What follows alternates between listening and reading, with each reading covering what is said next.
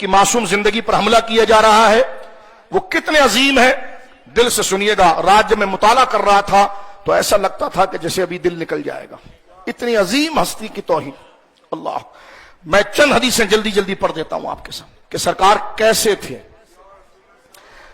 मुस्लिम शरीफ किताबुस सलात में रिवायत है, हजरत आयशा सिद्दीका कहती हैं, उनसे जब पूछा गया कि मुझे रसूलुल्लाह सल्लल्लाहु अलैहि वसल्लम के अखलाक से मुतल्लिक बताइए, हजरत सईदा आयशा ने पूछा क्या तुमने कुरान नहीं पढ़ते? मैंने कहा क्यों नहीं? हजरत आयशा ने फरमाया नबी करीम अलैहिस्सलातु वस्सलाम का अखलाक और किरदार कुरान था। एक बात, आगे चलिए। सही बुखारी शरीफ में हदीस मौजूद है, हजरत अनस इब्न मालिक बयान करते हैं कि मैंने 10 साल रसूलुल्लाह सल्लल्लाहु अलैहि वसल्लम की खिदमत की और आपने कभी मुझसे उफ नहीं कहा। कितने मासूम थे। और मैंने जो काम किया तो कभी मुझसे यह नहीं फरमाया कि तुमने ये काम क्यों किया। मैंने जिस काम को तर्क किया तो कभी मुझसे यह नहीं फरमाया कि तुमने इस काम को क्यों तर्क किया। रसूलुल्लाह के अखलाक सबसे अच्छे थे और कोई रेशम आपके हाथों से ज्यादा मुलायम न था, और मैंने रसूलुल्लाह के पसीने की खुशबू से बढ़कर किसी मुश्क और इतर की खुशबू को नहीं सूंघी। सुभान अल्लाह। सुनन तिरमिज़ी में रिवायत है, हजरत आयशा सिद्दीका बयान करती हैं कि रसूल करीम सल्लल्लाहु अलैहि वसल्लम ना तबीयतन फहश बात करने वाले थे, ना तकल्लुफन, और ना बाजार में बुलंद आवाज से बात करते थे, और ना बुराई का जवाब बुराई से देते थे, लेकिन मुआफ कर देते थे और दरगुजर फरमा देते थे। कौन है मोहम्मद रसूलुल्लाह सल्लल्लाहु अलैहि वसल्लम? देखिए, हजरत आयशा सिद्दीका कहती हैं, मुस्लिम शरीफ की हदीस है, हजरत आयशा सिद्दीका बयान करती हैं कि रसूल करीम सल्लल्लाहु अलैहि वसल्लम ने कभी किसी को अपने हाथ से नहीं मारा, मा सिवा जिहाद फी सबीलिल्लाह के, और ना कभी किसी खादिम को मारा और ना किसी औरत को मारा।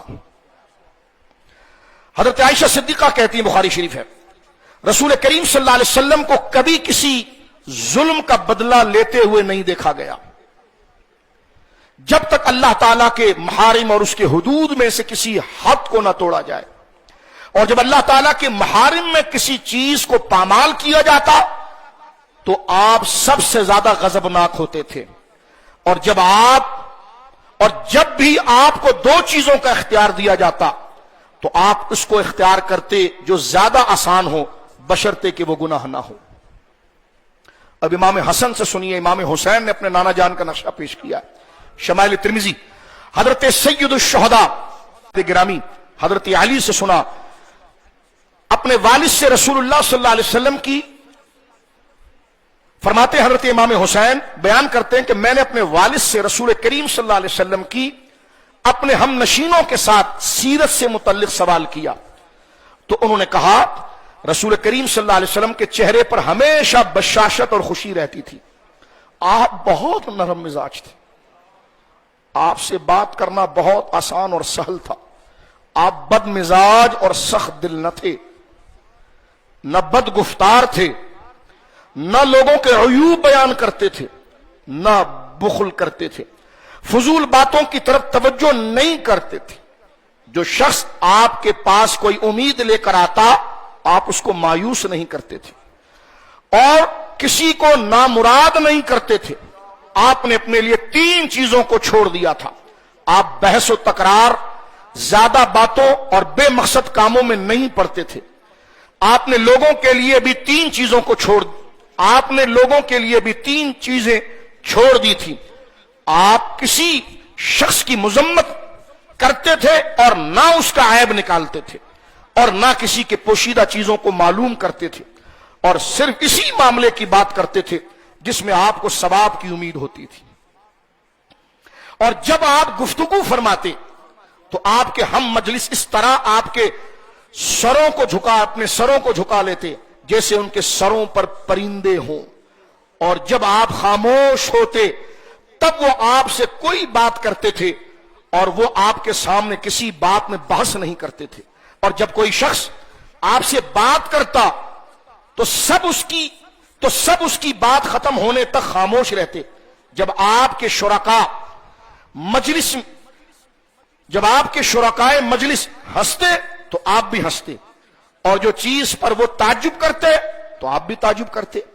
جب کوئی اجنبی شخص سختی سے بات کرتا یا سوال کرتا تو آپ صبر کرتے تھے، حتیٰ کہ اگر آپ کے اصحاب اس پر سختی کرتے تو آپ فرماتے جب تم دیکھو کہ ضرورت مند اپنی حاجت کو طلب کر رہا ہے تو تم اس سے نرمی کرو۔